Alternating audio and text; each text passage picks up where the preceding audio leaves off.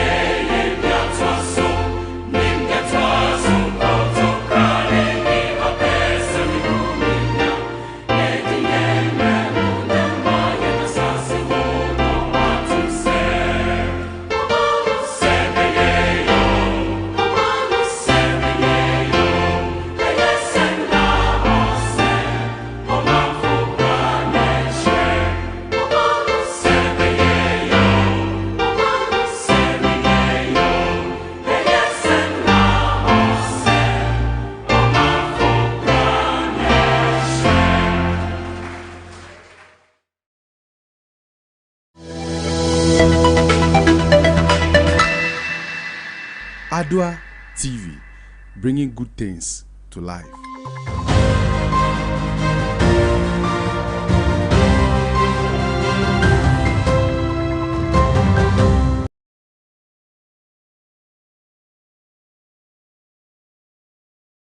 Hello there, good morning, and thanks for joining us on today's news bulletin. This is the AM News coming to you live from our studios at the John Evans 50th Mills High Street in Accra.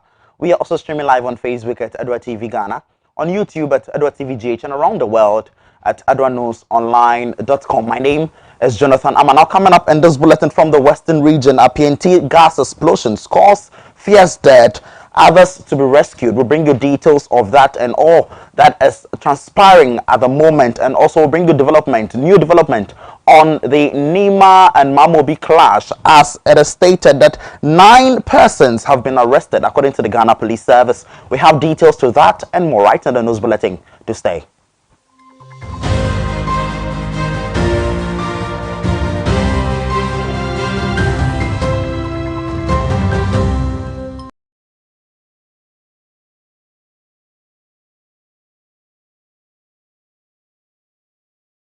For choosing Armah Television. Remember, this is your hub of comprehensive and compendious news.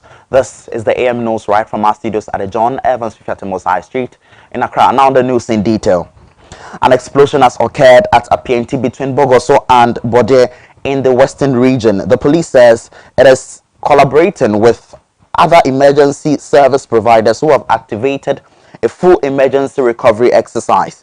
The cause of the phenomenon has not yet been confirmed. It is unclear whether any casualties are involved in the situation, which is reported to have happened on Thursday afternoon. In a Facebook post, the police urged all residents to remain calm as they manage the unfortunate situation.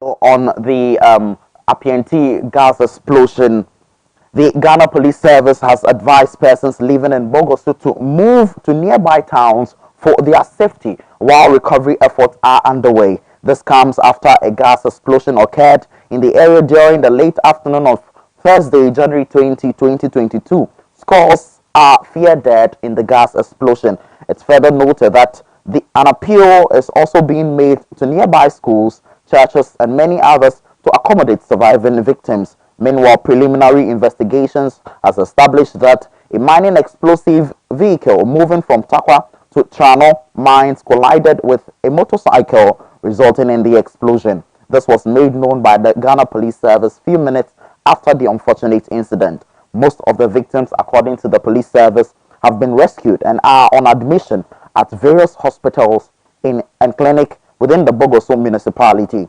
The police made known that it has taken charge of the situation, providing security to enable the emergency workers, including the Ghana National Fire Service, NADMO, and the ambulance service, to manage the situation. Reinforcement of resources and personnel have been dispatched to the area to assist in the handling of the incident, the police assured. The service continued to urge the public to remain calm as the situation is being managed. Further updates regarding the emergency evacuation of the injured will be communicated in due course, it added.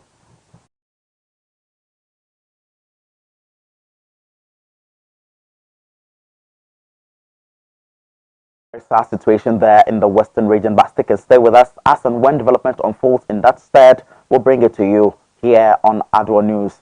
Now, away from that, the Ghana Police Service has disclosed that 9 suspects have been arrested so far in relation to the violence which erupted in Nima on Tuesday, 18th January 2022. The violence gained public attention in part as it was tabbed by civilians, which later went viral. The following report has more.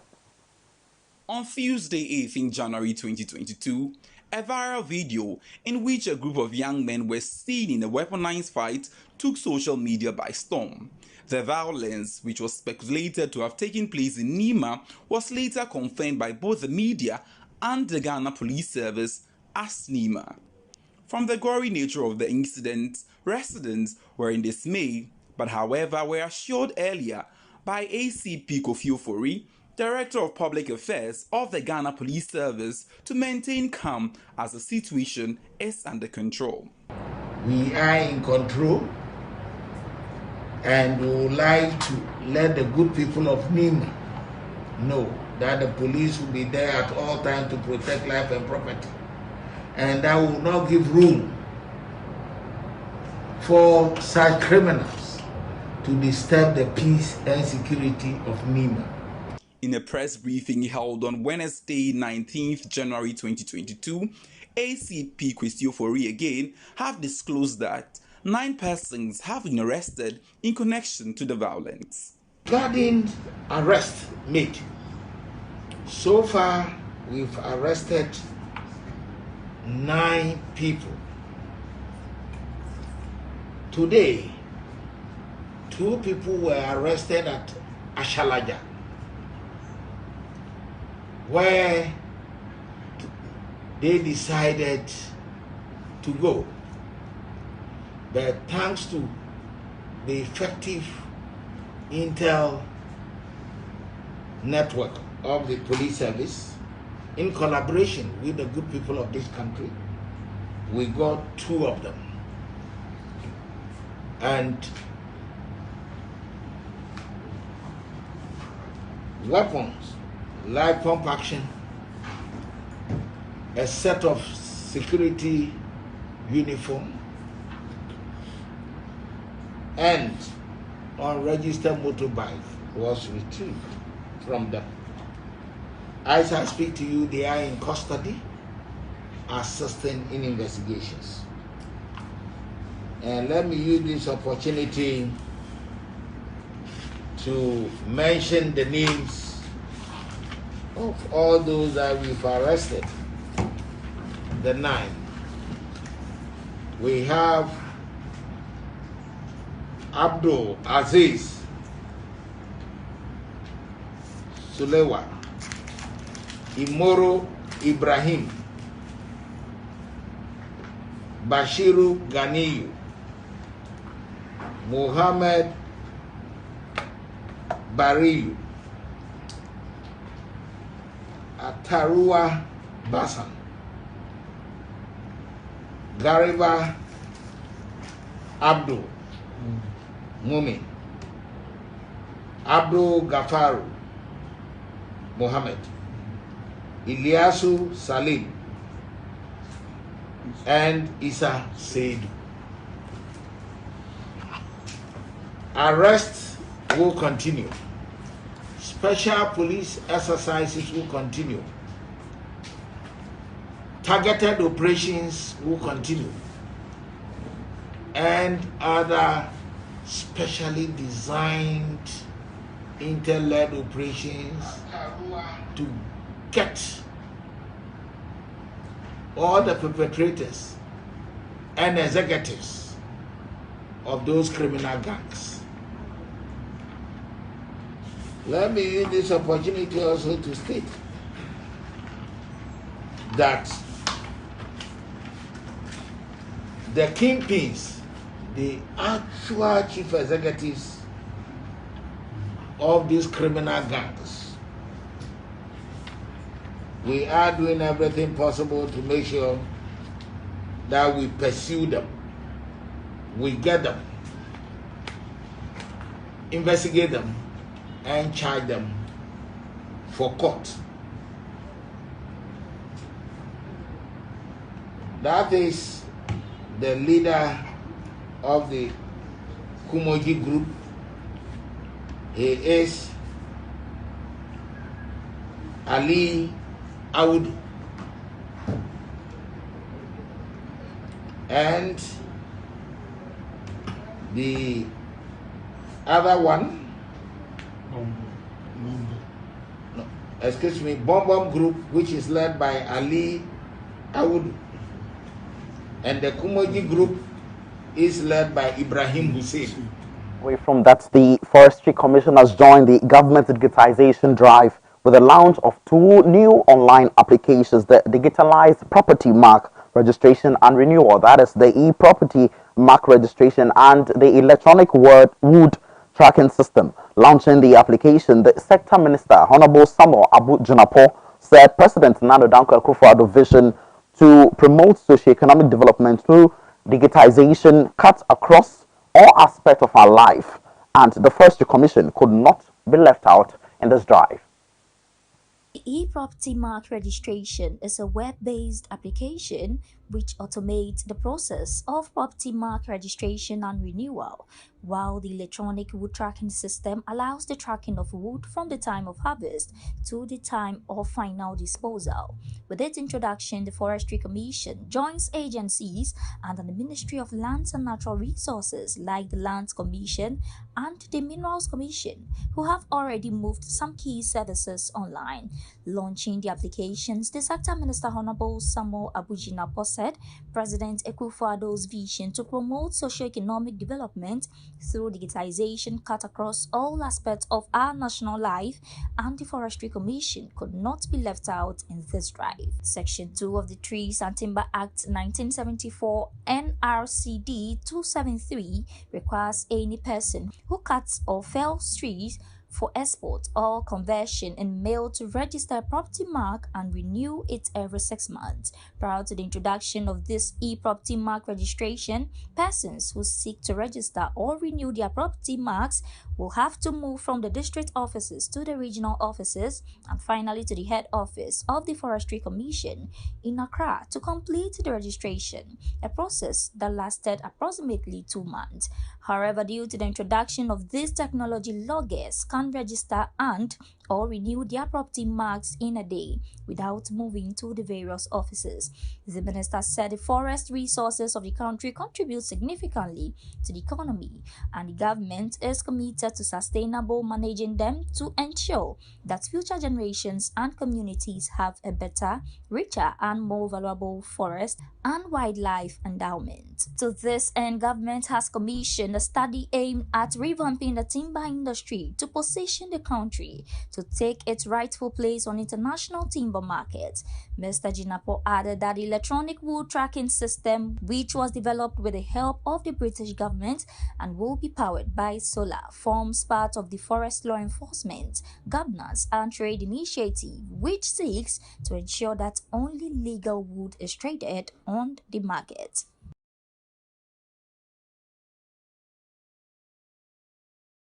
Thank you for staying tuned to the AM News right from our studios at the John Evans Ficatemo's High Street in Accra. Now let's move to the Savannah region, where a youth association president in the Savannah region, Mr. Amidou Khalid Assay, has made a passionate appeal to the government to improve on socio-economic activities in their area by building more schools and constructing roads. This was made known to the media when the Kalau Lor Eku Youth Association held the 7th Homecoming Derby at Armah in the East Gonja municipality of the Savannah region. Our Savannah regional correspondent Salifu Adam Jabu has more in the next report. The theme for the Congress was contributing towards unity, peace and development for a better home, the role of chiefs and the youth.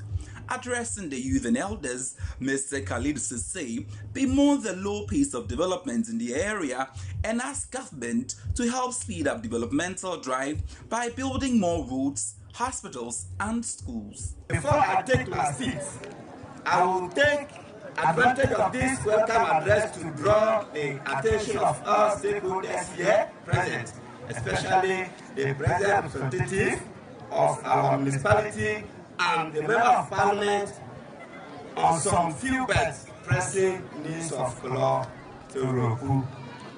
First and foremost, Mr. Chairman, the standard of education in Kalau continues to fall due to the lack of infrastructure, teaching and learning material, and the refusal of teachers accepting posting to the Kalau circuit.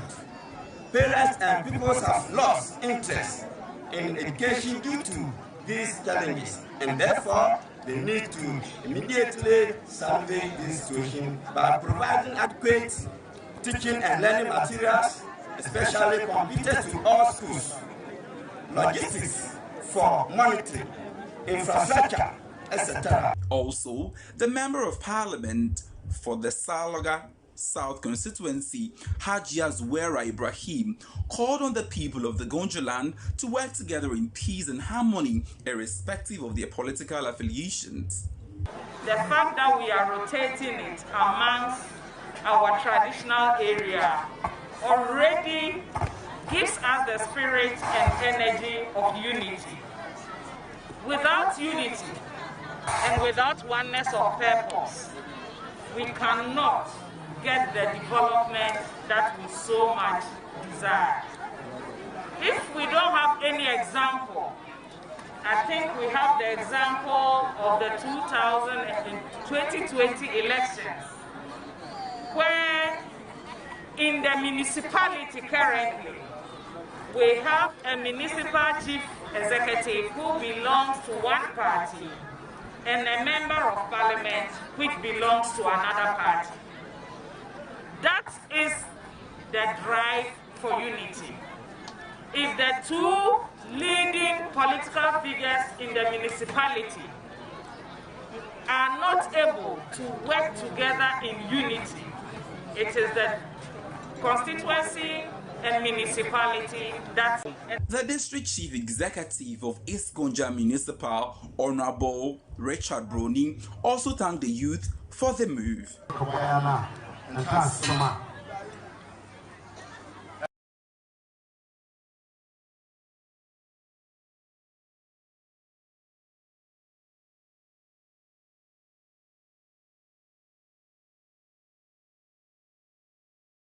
Now over to some updates in the world of business. In an address to the media, the Minister for Finance, Ken Oforiatta, stated that the e-levy is an important tool that would help increase the tax to GDP from circa 11.13% to 16% and above, to guarantee that we pay for what we use.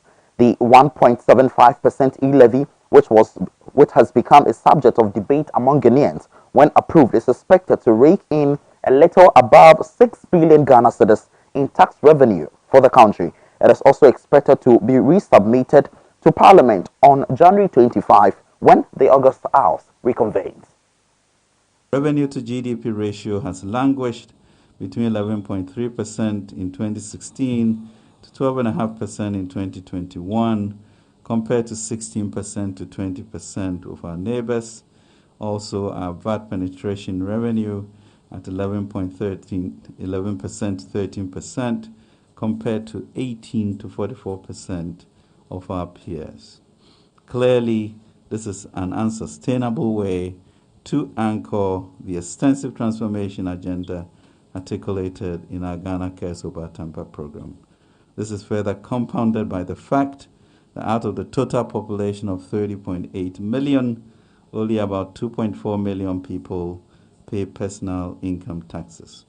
The question is, what is the most efficient way to bring all Ghanaians into the tax net to build a Ghana beyond aid that we and our children and grandchildren will be proud of?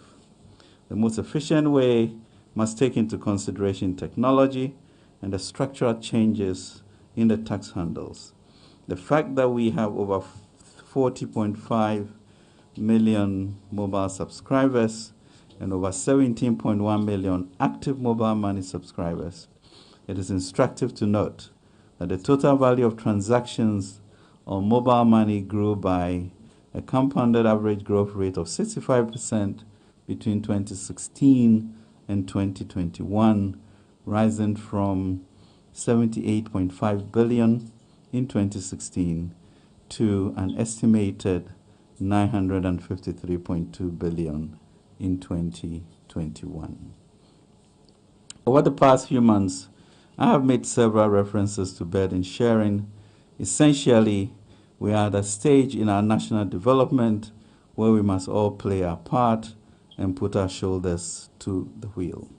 We are also on target to exceed our GDP growth target of 4.4% for 2021 based on third quarter statistics, and our domestic revenue target of 57.3 billion for 2021. Our comprehensive agenda to increase mobilization while reducing fiscal slippages is on course through race. The e-levy is a necessary tool to increase our tax to GDP from circa 11 to 13% to 16% and above to guarantee that we'll pay for what we use.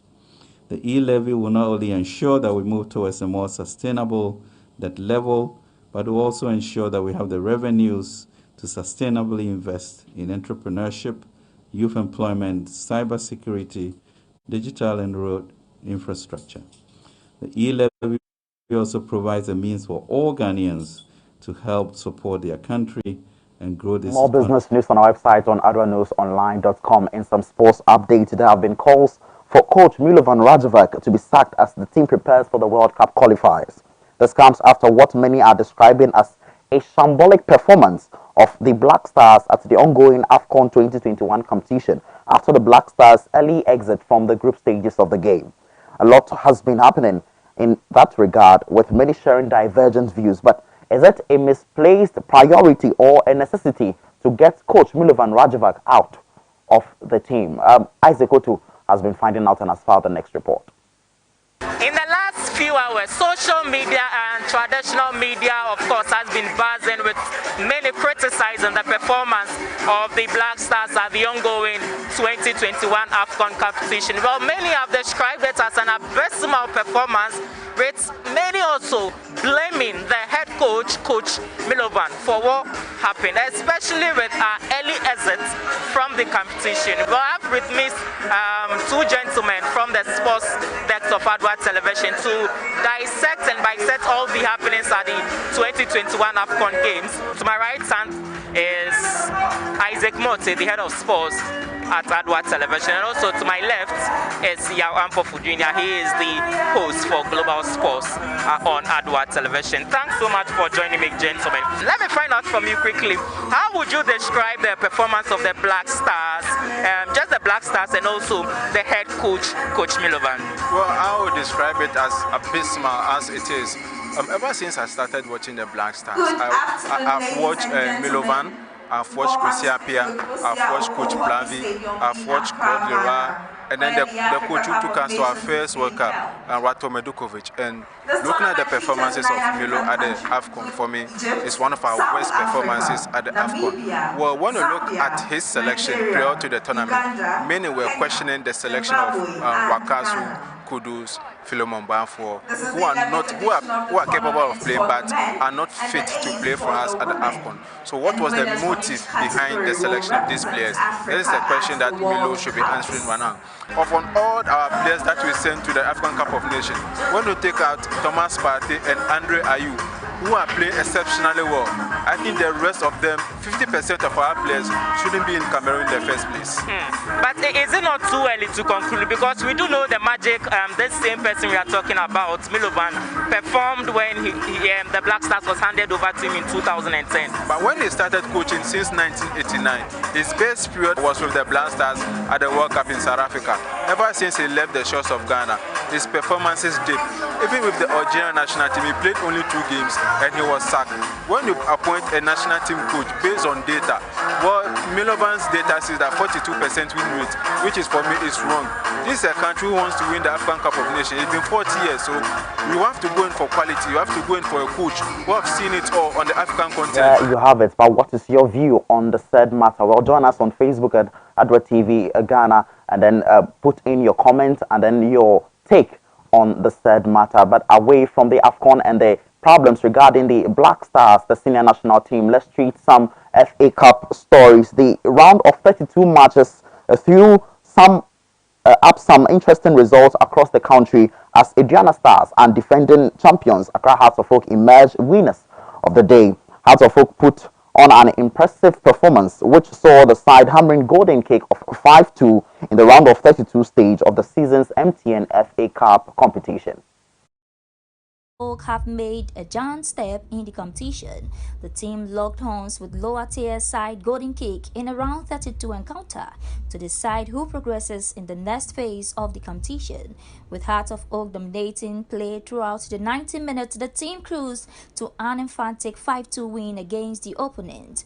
On the match day, Kofi Kodzi, Daniel Efriye Banier, James Sewonu, Kwejo Obin Jr. and Suraj Seidu scored for the Phobians. The team is now through to the round of 16 and closer to defending the MTN FA Cup title. Samuel Bredu after the game said it was a difficult game, but his boys were tactically disciplined.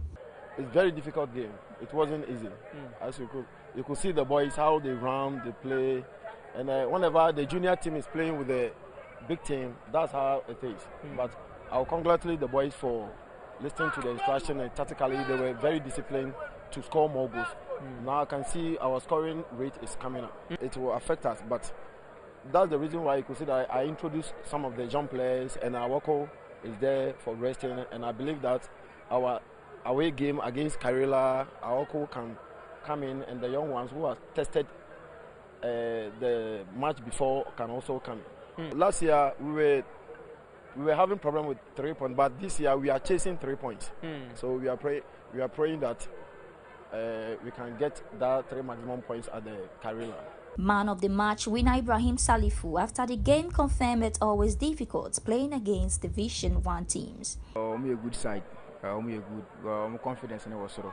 For staying with us on the AM News right from our studios at the John Evans Fifiata Mills High Street in Accra. This half hour would come to you with the AM News here on Adwa Television. My name is Jonathan Armah. For more news, do well to log on to our website on adwanewsonline.com. Until then, the AM Ghana show is up next.